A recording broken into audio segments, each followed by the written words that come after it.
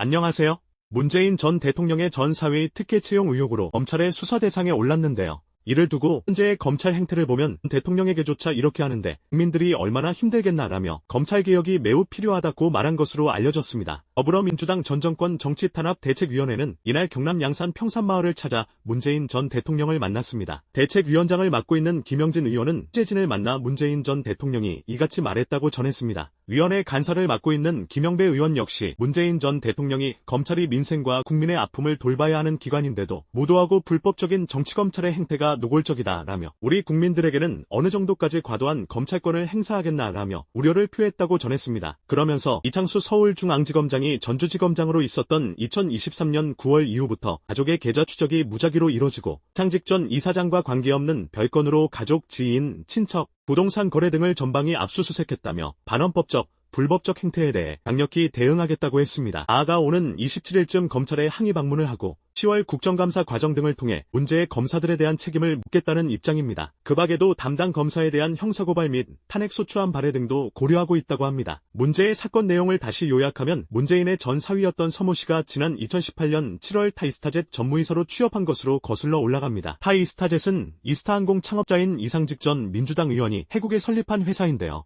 서 씨의 취업이 이상직 전 의원의 2018년 3월 중소벤처기업진흥공단 이사장 임명 그리고 2020년 4월 국회의원 후보 공천에 대가라는 의혹입니다. 서 씨가 전무이사직에 앉으면서 매월 받은 월급 그리고 태국 체류비 총액인 2억 2,300여만 원을 뇌물이라는 게 검찰의 입장인 것인데요. 사위의 취업 이후 딸 부부에게 지원하던 생활비를 끊었다면 문재인 부부가 경제적 이득을 본 셈이라는 것입니다. 이른바 제3자 뇌물죄를 적용할 수 있다는 건데요. 이를 두고 전주지검에선 전 정권 청와대 주요 인사들을 압수수색 및 소환 조사한 바 있으며 최근엔 청와대 민정수석이었던 조국과 청와대 비서실장이었던 임종석 등을 참고인 신분으로 소환 조사한 바 있습니다. 그리고 지난달 말엔 문재인 딸 문다혜 씨의 제주 별장을 압수수색한 바 있는데요. 그런데 문재인이 이처럼 검찰의 행태를 비판하고 검찰개혁의 필요성을 거론한 데 대해 너무 뒷북이 아니냐는 비판이 이어지고 있습니다. 윤석열 정권 들어 이재명을 필두로 많은 이들이 마구잡이식 압수수색과 기소를 당했는데 그에 대해서 질타에 한마디 날린 적이 있었습니까? 지난 2022년 가을 여의도 민주당사가 압수수색당하는 초유의 사태가 일어났는데도 문재인이 말 한마디 한 적이 있었습니까? 본인 임기 동안 그렇게 검찰개혁이 가장 핵심 과제라고 그렇게 큰 소리를 치더니 정작 윤석열이나 한동훈 등이 마구잡이로 칼을 휘두를 수 있게끔 힘을 다 실어준 것도 모자라 현재 검찰공화국을 탄생시키는데 커다란 공헌을 한 장 본인이 바로 본인 아닙니까? 문재인 정부 시절에도 이재명을 비롯해 얼마나 많은 사람들이 검찰을 비롯한 수사기관으로부터 탄압을 당했습니까? 그런데 왜 행정부에 딸린 기관 하나조차 왜 개혁하지 않았습니까? 문재인 정부는 초기 그렇게 검찰개혁을 외치더니 정작 할 의지가 없던 말로만 떠들던 쇼였음을 수없이 증명하고 말았습니다. 그 사례는 윤석열에 대한 방치를 비롯해 셀 수도 없이 많지만 문재인은 임기 막판 손석희와의 인터뷰에서도 이를 제대로 증명한 바 있습니다. 문재인 정부 말기인 지난 2022년 4월 25일 JTBC에서 방영된 대담 문재인의 5년 애선 문재인과 손석희가 대담을 나눕니다. 그 시기는 대선 직후 민주당에서 검찰의 수사권을 대폭 제한하려는 법안이 발의된 시점이었습니다. 손석희는 당시 대담에서 검찰의 기소권과 수사권의 분리는 찬성하느냐라고 물었는데 문재인은 일단 그 부분은 그렇게 가야 할 방향이라면서도 엉뚱한 소리를 장황하게 늘어놓습니다. 즉 찬성인지 반대인지 입장을 표명하지 않은 것입니다. 손석희가 이에 당시 민주당 추진 법안에 대해 검찰이 크게 반발하고 있다라고 하자 문재인은 과거에도 검찰과 경찰 간의 다툼이 있었을 때 속도 조절, 즉 이루어진 개혁을 안착시켜가면서 발전해 나아가야 한다. 이렇게 말한 적도 있는데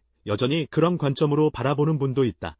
정반대로 반대하는 분도 계시고 그렇다라며 명확한 입장을 내지 않았습니다. 그러자 손석희는 다시 그러면 안착하는 것을 봐가면서 큰 무리 없이 하라는 생각이 있었다면 지금 임기 말인데 민주당에서 강하게 드라이브를 걸려고 하는 것 같다. 그것도 대통령 입장에서 좋다고 보느냐라고 묻습니다. 이에 문재인은 그것은 과거의 이야기를 지금의 국면에 끌어들여서 답변을 요구하시면 로선 난감해지는 일이라며 지금은 국회에서 논의 중에 있으니까 국회의 논의가 어떻게 되는지 지켜봐야 할 것이라고 회피합니다. 그러자 손석희는 4월 안에는 통과시키겠다는 게 민주당의 입장인 것 같다. 그리고 5월 3일엔 마지막 국무회의가 열리는데 국회 통과 후 국무회의에 올라오면 여기서 반대할 이유는 당연히 없을 것 같다라고 물었습니다. 그럼에도 문재인은 그런데 지금 질문엔 여러 가지 가정을 담고 있어서 똑부러지게 답하기가 쉽지 않다라며 국회 논의가 어떻게 될지도 모르고 절차면에서 무리 없이 될 것인지도 봐야 한다 라고 또 회피합니다. 그러자 손석희는 무리 없다는 것은 어떤 기준에서인가 라고 물었으나 문재인은 또 그냥 그런 정도로 들어달라고 회피합니다.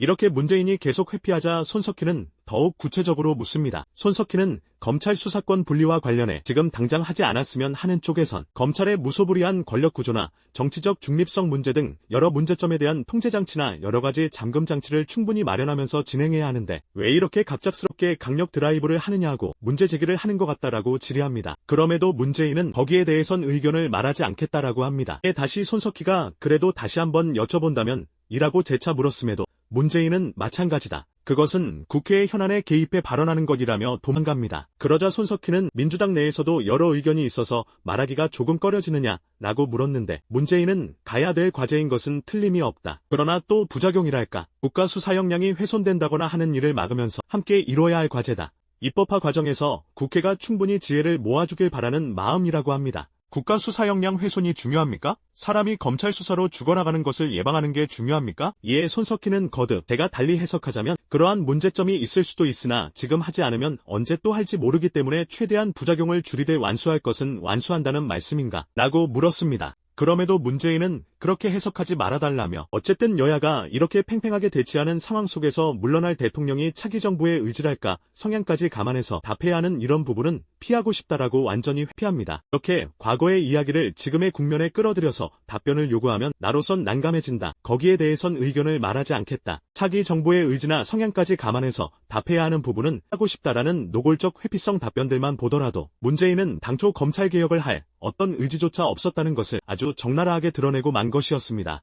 문재인 정부가 그토록 내세웠던 검찰개혁이 대국민 사기극이었다는 것을 완벽하게 확인했던 그런 순간이었다고도 하겠습니다. 문재인은 그 전에도 검찰개혁할 어떤 의지조차 없었다는 것이 윤석열을 많은 사유를 들어 징계한 추미애를 법무부 장관 직에서 내칠 때 이미 확인시켜준 바 있습니다. 추미애는 윤석열을 검언유착, 재판부 불법 사찰, 한동훈 채널A 사건에 대한 감찰방해, 부적절한 언론사주 접촉 등의 이유로 징계한 바 있고 이 중 상당 부분이 인정되어 결국 정직 2개월 처분이 내려진 바 있습니다. 그렇게 징계가 내려졌음에도 문재인은 엄중히 이낙연 일당의 말을 듣고 또 자신의 지지율 유지만 급급한 듯 결국 추미애를 법무부 장관 자리에서 내보냅니다. 그래놓고 문재인은 2021년 신년 기자회견에서 윤석열은 문재인 정부의 검찰총장이라고 하며 윤석열의 반란 행위를 공개적으로 인정해줍니다. 이는 윤석열이에게 고속도로 혹은 레드카펫을 깔아준 셈이 됐으며 결국 대권 주자까지 키워주게 되는 것이죠. 전직 민주당 당대표이자 그것도 임기를 최초로 마친 그리고 정권교체와 지방선거 대합승에도 기여한 추미애까지 희생양으로 삼아 윤석열을 무럭무럭 키워준 셈이 됐습니다. 그 이후 치러진 서울시장 부산시장 재보궐선거에서 이낙연의 민주당이 41대 0이라는 충격적 스코어로 대패하면서 정권교체 여론이 크게 상승한 것이고 윤석열에게도 더욱 힘이 실리게 된 것이고요. 저는 그 당시만 하더라도 문재인이 무언가 계획이 있는 거 아닐까라고 내심 생각하고 있었는데 결국 아무것도 없었습니다. 당시 문재인이 바둑고수니까 미래를 내다본 큰 그림이 있을 것이고 그가 하는 행위를 다 신의 한 수라고 가져다 붙이던 그런 사람들이 꽤 있었는데 생각해보면 졸 쪽팔리지 않습니까? 그리고 계속 언급했듯이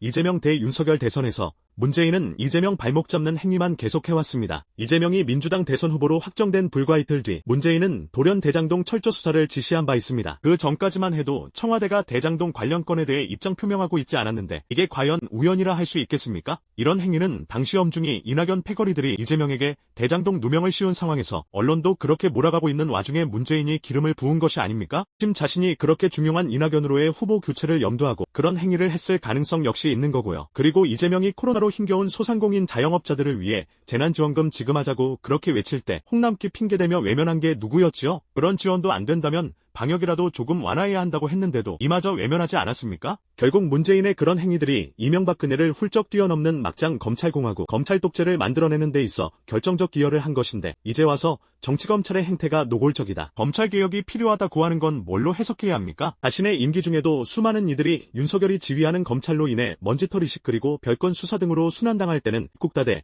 강 건너 불구경만 하더니 이제 와서 자신이 조금이라도 다칠 듯 싶으니 불만이라도 토로하는 건가요? 그건 어처구니 없는 넋두리로밖에 해석할 수 없는 것입니다. 문재인의 그런 태도 때문에 문재인과 윤석열은 같은 편이고 지금 하는 전주지검의 행위도 약속 대련이니 짜고 치는 고스톱이니 의심하는 사람들이 더욱 늘어나고 있는 겁니다. 정작 아직까지 문재인에 대해선 압수수색이나 소환조사 한 번 없지 않습니까? 문다혜에 대한 제주별장 압수수색 역시 불과 10여 분 만에 마무리됐다고 하며 그냥 사진만 찍고 갔다고 하지 않습니까? 지금까지 벌어지고 있는 수많은 상황들이 문재인과 윤석열을 같은 편으로 놓고 보면 모든 의문들이 다 풀린다고들 하지 않습니까? 윤석열 정권이 들어서기 전 이미 범민주 지지층에선 대막장 정권이 될 것이며 김건희가 더욱 나댈 것이라는 건 다 예상하고 있던 일이었습니다. 그런 상황에서도 문재인은 퇴임 전날 환한 모습으로 다시 출마할까요? 성공한 대통령이었습니까?를 외친 바 있지요? 이것이 정권을 넘겨준 대통령의 모습이라 해석할 수 있었나요? 또 이태원 참사를 비롯해 현재의 의료대란과 응급실 뺑뺑이 사태까지 사람들이 죽어가고 경제까지 완전 파탄지경으로 가고 있는 와중에 이런 정권 출범에 큰 기여를 한 문재인은 여전히 아무런 사과도 하고 있지 않습니다. 내가 큰 잘못을 했다고 입장 표명만 하더라도 현재 허탈감이나 분노하는 사람들 마음도 누그러들 텐데 전혀 그렇지 않은 걸 보면 더욱 의심을 살 만한 거 아니겠어요?